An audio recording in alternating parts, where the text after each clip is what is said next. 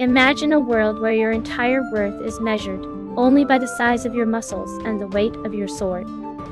A world where the weak are forgotten and the strong write the history books with blood and iron. Now imagine being the smartest person in the room, but not having the physical strength to lift even a standard battle blade.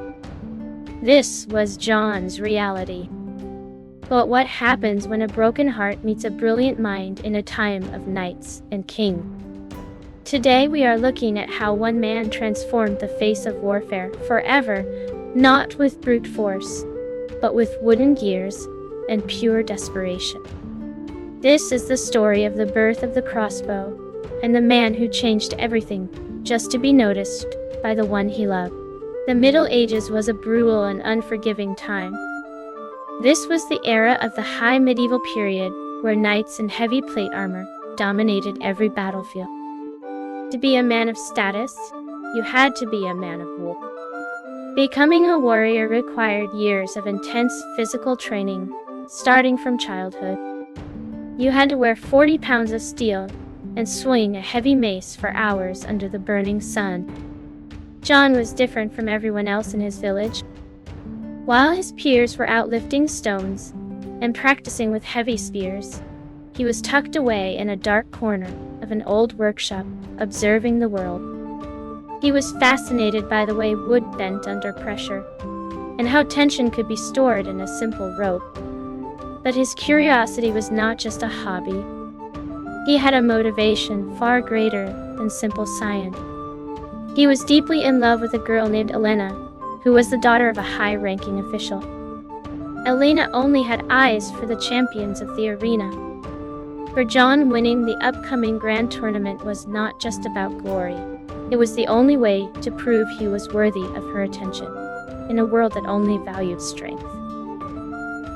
John started with the traditional path because he wanted to fit in.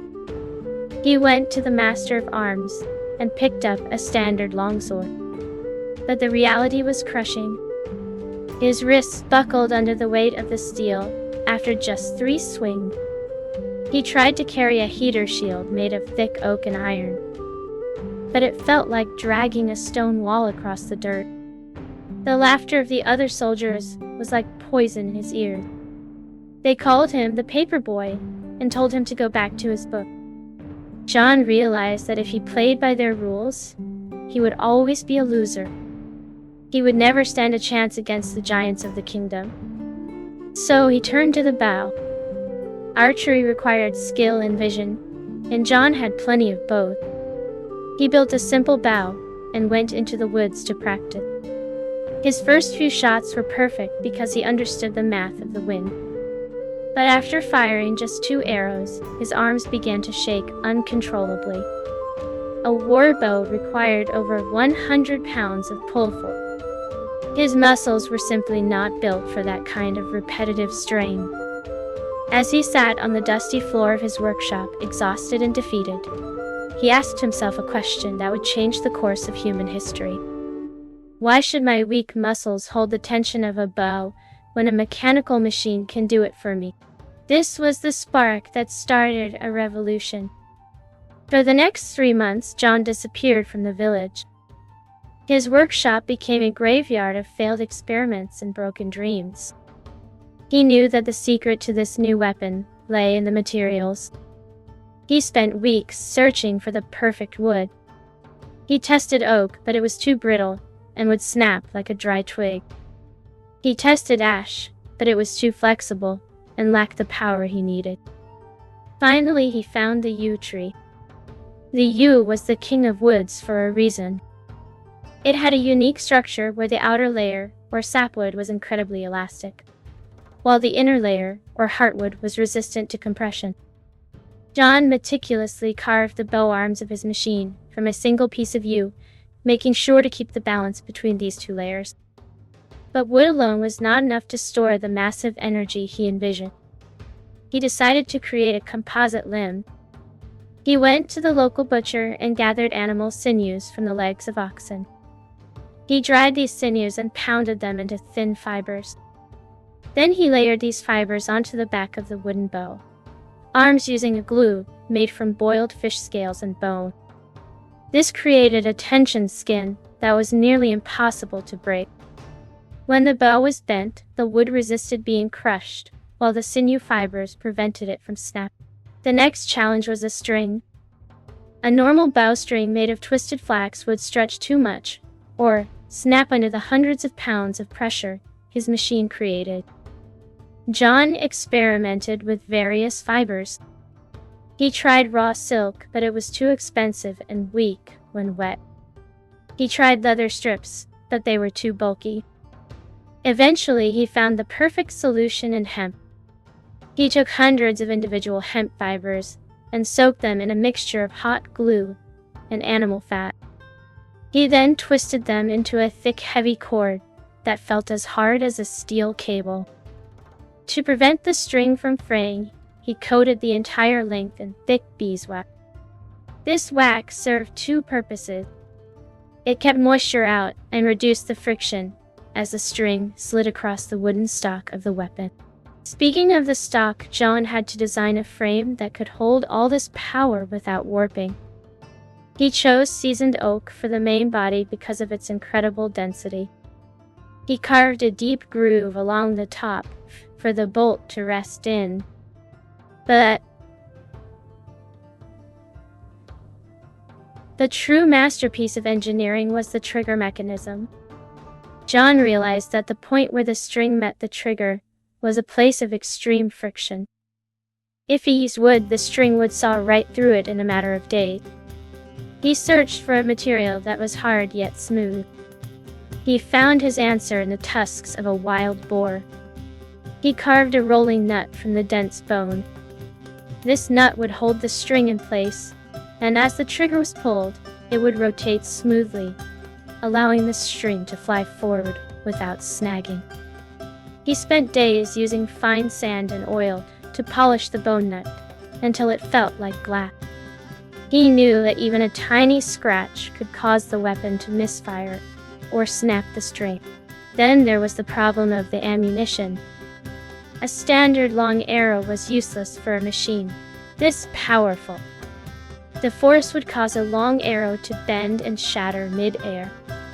John had to reinvent the arrow itself. He created what we now call a bolt or whorl. These were much shorter and thicker than arrows.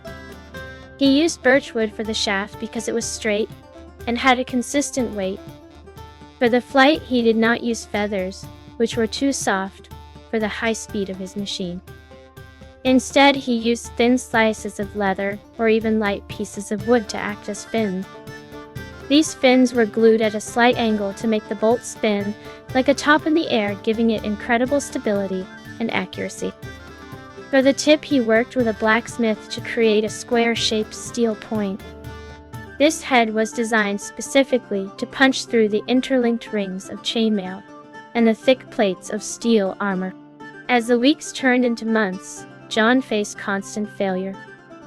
Sometimes the wooden gears would shatter under the immense pressure, sending splinters everywhere. He learned that every moving part needed to be lubricated.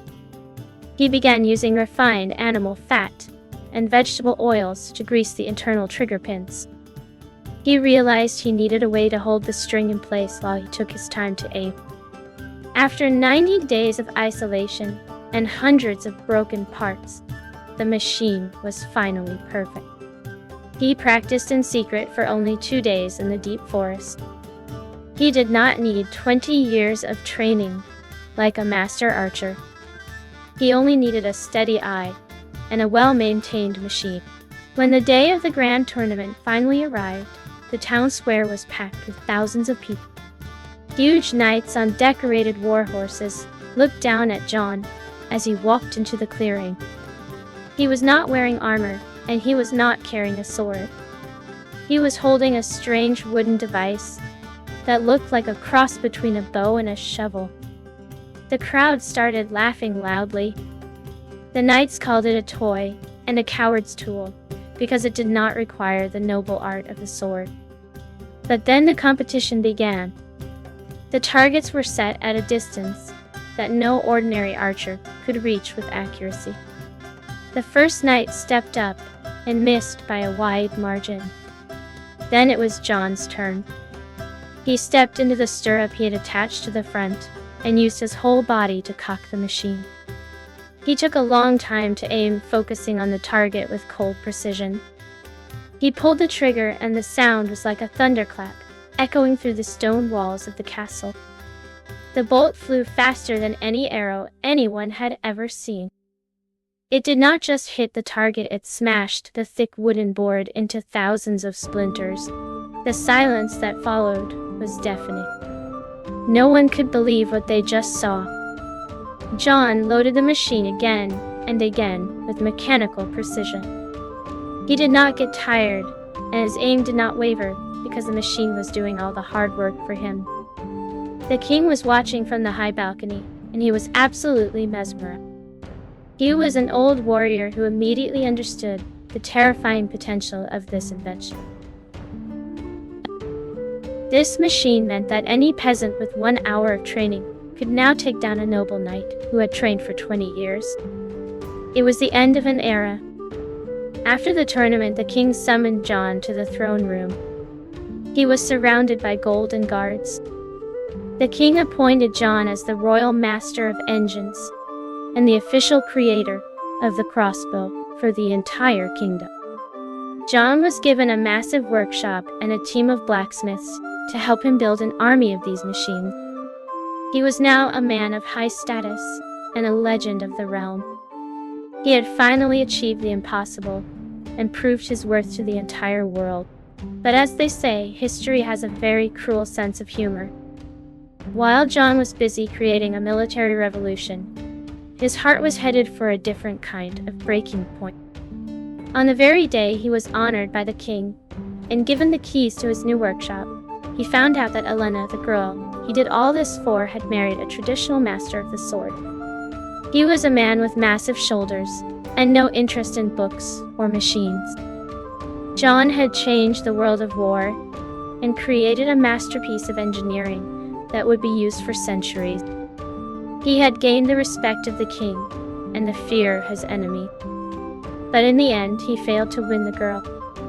It turns out that while a crossbow can pierce the strongest steel armor, it cannot always find a way into someone's heart. What do you think about John's story? If you were in his position, would you still share your invention with the world, knowing it would change history, but lose you your love? Have you ever used your mind to overcome a physical obstacle in your own life? Let me know your thoughts in the comments below. Perhaps we all have a bit of John in us, waiting to build something that changes the world. The video, please hit the like button and subscribe to the channel. But if you didn't like it, feel free to hit that dislike button. Just make sure to leave a comment and tell me why so I can improve. Thanks for watching, and I'll see you in the next one.